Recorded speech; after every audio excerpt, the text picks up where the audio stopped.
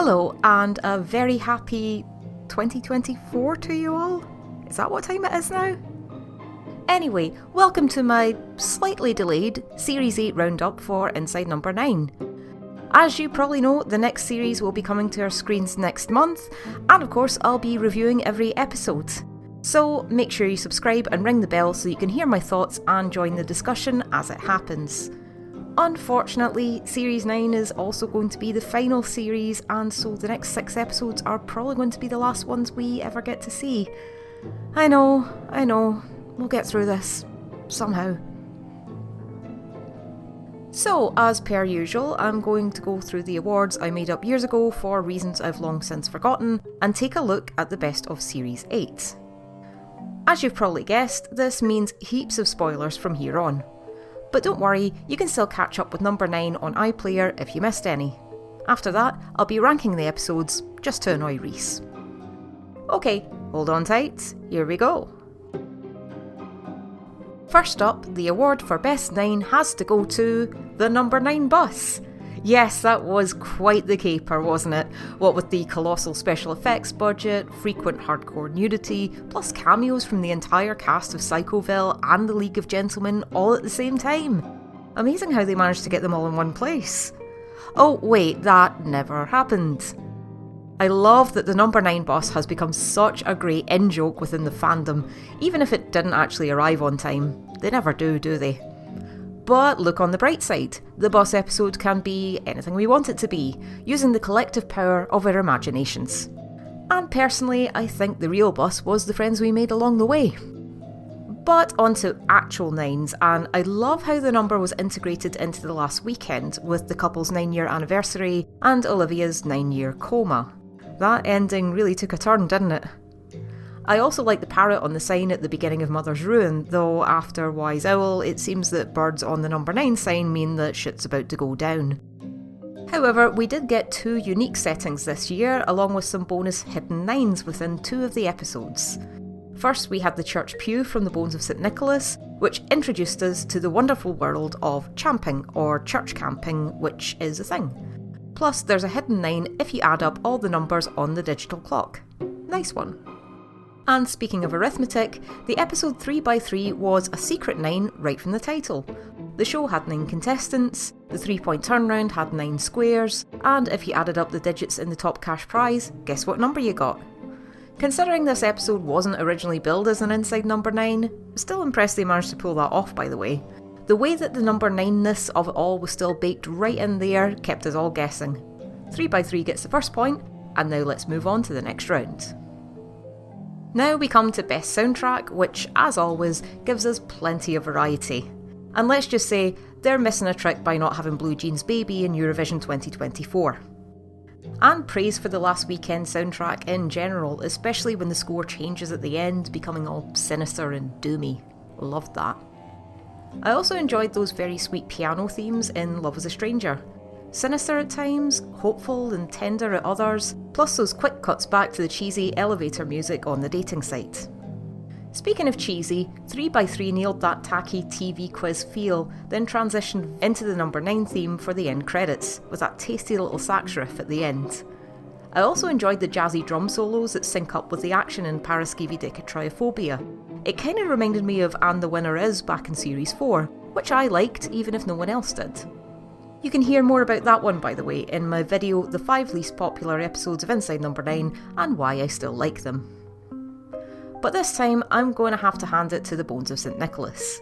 All those warm yet haunting bell chimes and church choirs, bringing a sense of wonder and mystery, then those tense strings at critical moments that really nailed down the horror and suspense. And the score also knows exactly when to pull back, letting the voices and footsteps echo throughout the empty church at night. There's a lot more going on than first meets the eye, or ear as the case may be. Either way, wonderful stuff. Now we come to Best Guest Actor, and honestly, I thought this was all wrapped up for me by episode 2. After watching that, I was positive that I'd end up splitting the award between Anita Dobson and Phil Daniels, because honestly, who was going to top that? Well, I got my answer in episode 4 with Claire Rushbrook taking the lead as Vicky in Love is a Stranger. The complexities of this seemingly ordinary character came across so strongly in her performance, as we saw her enduring all manner of thinly veiled criticisms, backhanded compliments and bizarre expectations from her dates. We could also feel the burnout from being her mother's carer and putting other people's needs first, and how that's impacted her confidence and sense of self-worth. And yet, she still seemed optimistic in spite of it all, even if things didn't quite work out the way she'd hoped and we ended up seeing that darker side of her character. Even if I wasn't quite on board with the serial killer twist, she still acted the hell out of it, and frankly, I don't want to argue with her, in case she chops off my fingers and sticks them in a jar. I also spotted Claire during a recent booze and bad movie night after she popped up during that 90s classic, Spice World the movie. And I don't know if it was the Long Island iced teas talking, but I enjoyed watching that way more than I probably should have. Now we come to Best Killing, and apart from Scary Steve's bizarre revenge plot in episode 6, Series 8 was pretty much dominated by women who kill. And all of it on screen too. We had Vicky swiping left or right, I forget which is which, right next to her jar of human fingers. Obviously not her first rodeo. And the way Fran casually offs her cheating scumbag of a husband in Mother's Ruin tells me she's no stranger to a good stabbing. Bet she even knifed that box of Frosties too. Still one of my favourite gags of the series. But for me, the most satisfying killing was Catherine getting her own back in her controlling mad scientist mum. Seeing her go from a shy, sweet game show contestant to silent psychic rage monster after Margaret pushed things too far, that was brilliant. And I loved the exploding head in the glass booth. I still enjoy imagining the reactions of all the folk who saw that, thinking they were watching an ordinary quiz show. Best killing goes to Catherine. Hope she enjoyed that trip to New Zealand, by the way. I've heard it's lovely. Now we come to Best Kiss, and I think we can all agree on the worst one, with Jai trying to skip some steps in Love as a Stranger. Bad move. No lasagna for you. But in lieu of Best Kiss, I have instead chosen to go with Best Couple, as this gives us a few more options to choose from.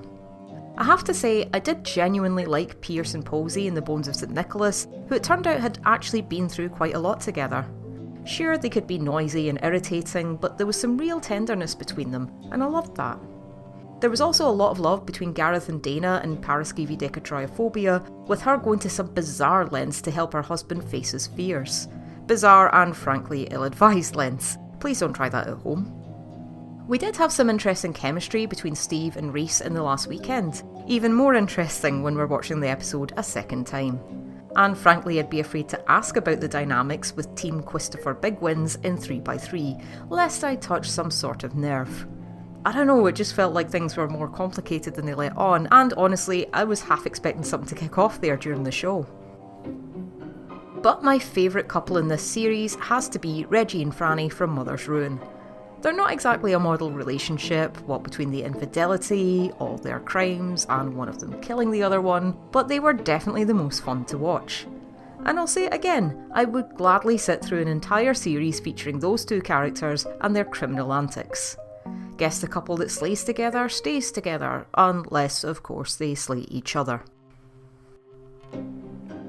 Now, we had at least one candidate for most disturbing moment in each episode this time, so let's run them down. We had the accidental strangulation in The Bones of St Nicholas, the impromptu amputation in Mother's Ruin, the faces of the dead children in the mirror in Paraskevi-Decatriophobia, another one for the jar in Love as a Stranger, and that brain-busting end to 3x3 as Lee Mack legged it off set.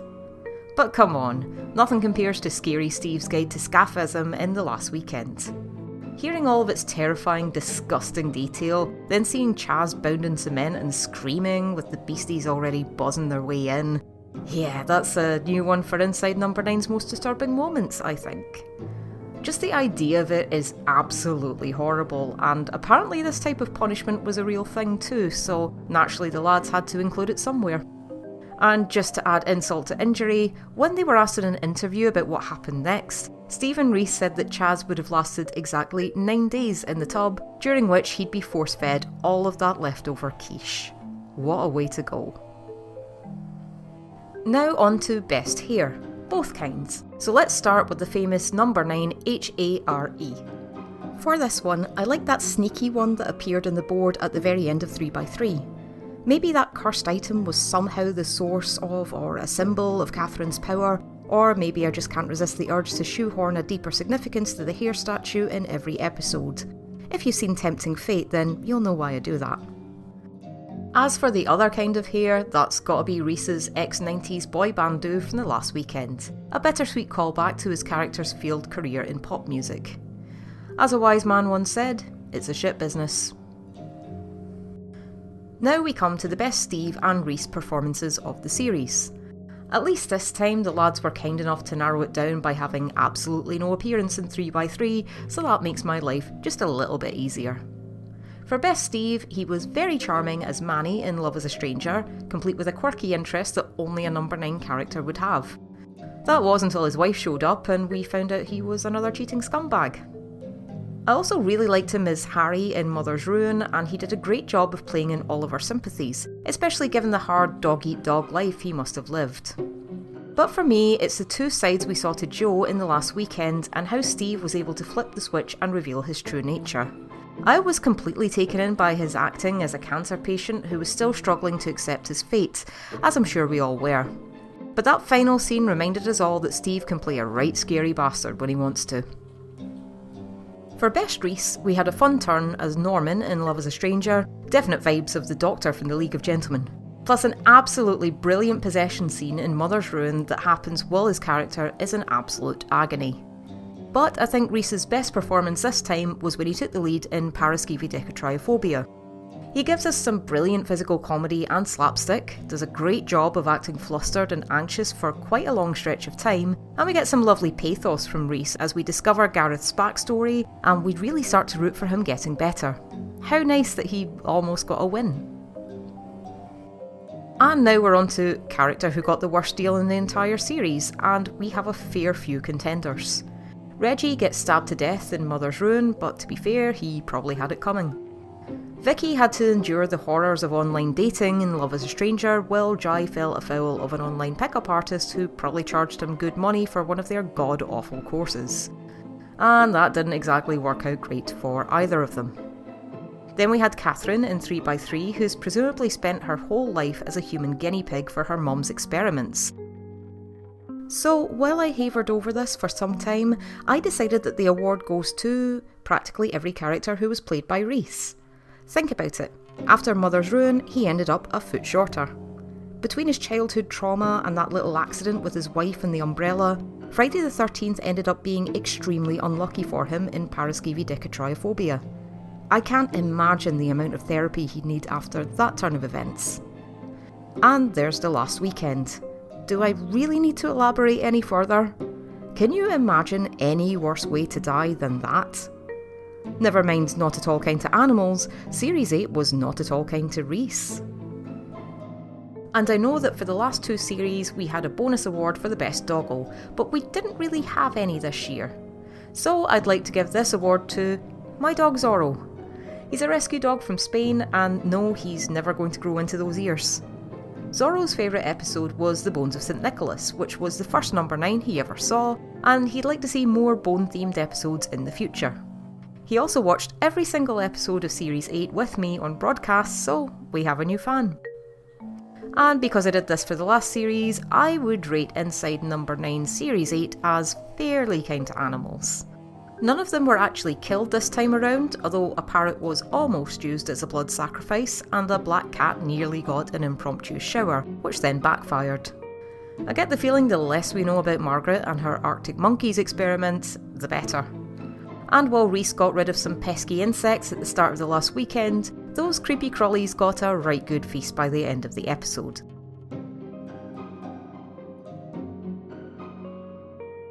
And now we come to episode rankings, which honestly I'm not all that keen on doing, but because people always ask for them, and to be fair, you asked me very nicely, I'm prepared to stick out my proverbial neck for you once again. As always, these are based on my opinions and mine alone, and I'm not saying that any one episode is objectively better than any other one. You are all perfectly entitled to your own opinions. Alright then, here we go. At number 6, Love as a Stranger. Now, I think there's a lot of interesting stuff going on with this episode, along with some amazing performances all round, and it really is an interesting premise. But personally, I felt like it might have been better had it not felt so reliant on having a twist reveal, which, to be honest, I think a lot of people saw coming anyway. I know it's not all about the twist, but I don't know, it just feels like we might have sacrificed a better story in order to have one. Still enjoyed it though. At number 5 we have Paraskevedicatriophobia. A weird take on immersion therapy that gave us some fun characters, lots of slapstick, and a tragic backstory that actually explained a lot about the main character. But does that balance out with the dark comedy moments, especially the ending? I think that's a matter of personal taste, but if you didn't like the ending, a few people have pointed out that Dana might not actually be dead, so there's your happy ending headcanon if you want it. Either way, still a good episode, and now I never have to say that title ever again. At number 4, we have The Last Weekend. Now, part of me is still slightly torn on this one, and initially I did think I'd be ranking it much higher. Because I can't deny that, even on rewatch, part of me still wants this to be a pure drama based on this couple and the situation we think they're in, dealing with love, loss and sacrifice in the face of terminal illness. Honestly, that would have been strong enough on its own.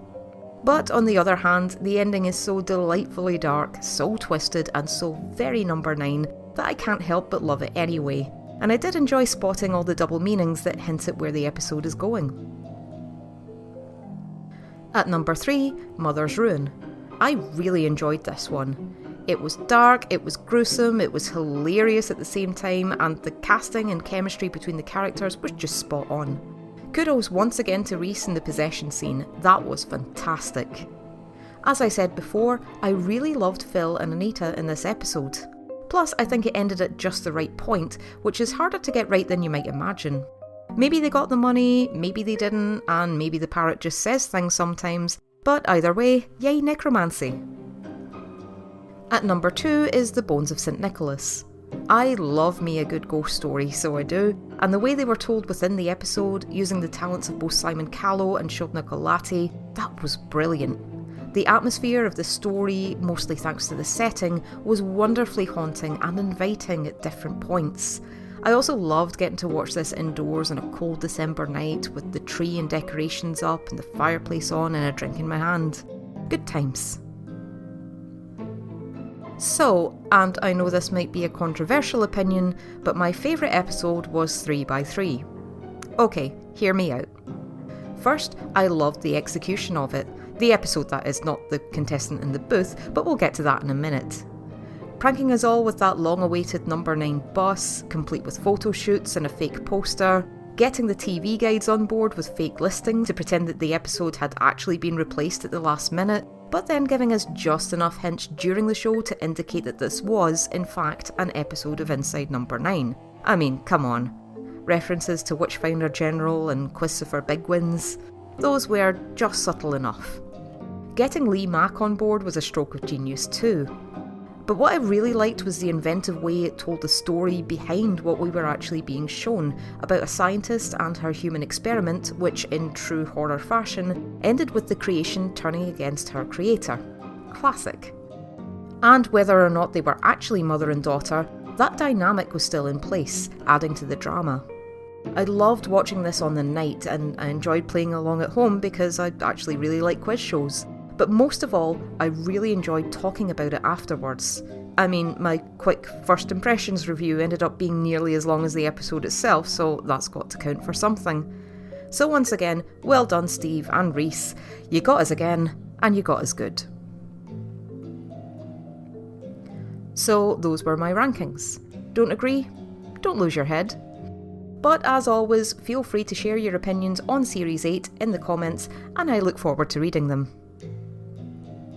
Well, now that's over and done with, I'd like to round this off with a few other things I've been watching lately, just in case you're looking for any recommendations or future videos you'd like me to make. If nothing else, because we're very soon going to be running out of number 9s. One thing I've finally got round to watching is Possum, the 2018 horror film by Matthew Holness. He might be better known to you as Garth Marenghi, star of the Channel 4 comedy series Dark Place and author of the hilariously bad Terror Tome. I made a video all about Dark Place, and I even managed to see Garth during his recent book tour. Possum, however, is a very different beast. and I was curious to see what would happen when one of my favourite comedy horror writers goes full horror. And what I got was this unique, atmospheric and genuinely terrifying experience. Slow, washed out and dreamlike. It's very much a slow burner, so it might not be to everyone's taste, but it does have a strong psychological horror element, along with a very disturbing creation in Possum itself. A half creepy doll puppet, half arachnid thing that feels like it was designed specifically to prevent me from sleeping. There's plenty more I could say about this film, so please let me know if you'd like to hear it. Spotting some of the references in 3x3 gave me the perfect excuse to rewatch Carrie. For me, there's never a bad time for the Brian De Palma version. It's something of a weird comfort watch for me, or to go back and reread the original novel. The story has been reimagined several times, with remakes, a sequel, and even 2 versions of a stage musical, both of which can be found in full on YouTube. I had thought about making a deep dive on the whole Carrie franchise, but then I saw that Unleash the Ghouls had beaten me to it. Well, that'll teach me to upload more often. They also have a ton of Inside Number 9 videos on their channel, so go and check them out. If true crime and women who kill is more your bag, then may I direct you to that chapter's video on one Joanna Dennehy. That name came up in the comments section of one of my videos, I looked her up and yikes. This story was all kinds of crazy, not to mention brutal. And terrifying. If you enjoy a bit of true crime told with an Irish lilt, Mike's channel is very entertaining. Or maybe you prefer to hear the details of grisly stories read out by a woman with a calm voice and a Scottish accent. Just a hunch, I mean, you're here after all. If that's the case, pop on over to Dark Curiosities for tales of mysterious disappearances, unsolved cases and many more. Honestly, I could just listen to those all day. For any theatre goers out there who get the opportunity, check out 222 A Ghost Story. It has a real number 9 vibe to it, with its very small cast and single setting, as well as the drama and tension that unfolds. I saw it with my sister and we had a great time during the interval discussing whether this was purely a psychological horror or if there really was a supernatural element driving the story. And I am not about to spoil it by telling you. But yeah, would definitely recommend. Or we could hold off till the Inside Number 9 stage show becomes a thing, which I very much hope it does. But if you fancy something else dark and theatrical and don't feel like leaving the house, I really enjoyed the Amazon Prime series Has Been Hotel. It's an animated comedy series set in hell that's also a musical. I love the characters, I love the animation style, and they got some incredible voice talent for this series, some of it straight out of Broadway. Best of all, it really works as a piece of musical theatre, and I just can't stop listening to the soundtrack. Or singing it. Apologies to my neighbours, and I will try and keep it down. And finally, for those of you who've enjoyed my League of Gentlemen Local Histories videos, I was really flattered to hear from another YouTuber who wanted to give it a go for himself. Mr. Wall, written in all caps with an exclamation mark, hope I'm saying it right, has put together this fantastic video all about Papa Lazarou. I've linked it below, so please go and give it a watch because he's clearly put a lot of hard work and research into it, and I think it deserves a lot more views. Well, that's it from me. I'm so sorry this video took such a long time to finish. While I'm not making any excuses for myself, I should be honest with you and say that the past year has not exactly been great for me, for various reasons that I won't get into here. But I'll just say this for anyone out there who needs to hear it, sometimes it's okay to not be okay. And things will get better for you eventually, even if it doesn't feel that way right now. Maybe you're struggling to see the light at the end of the tunnel, and maybe things are going to be very different on the other side, but trust me, you'll get there in the end. And until then, just feel whatever you need to feel and take whatever joy you can in whatever silly little thing makes you smile. As for the channel, I'm not quite sure what I'm going to do next, but I do have a few ideas up my sleeve and I'm feeling pretty good about those at the minute. And of course I'll be doing the number 9 reviews as soon as the episodes go out.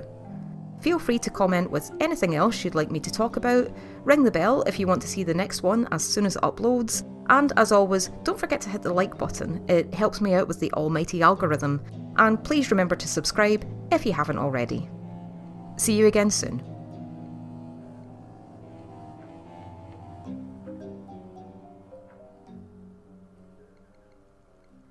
Okay then, just one more time. I am the very model of a paraskeevy decadroiophobiac. Nailed it.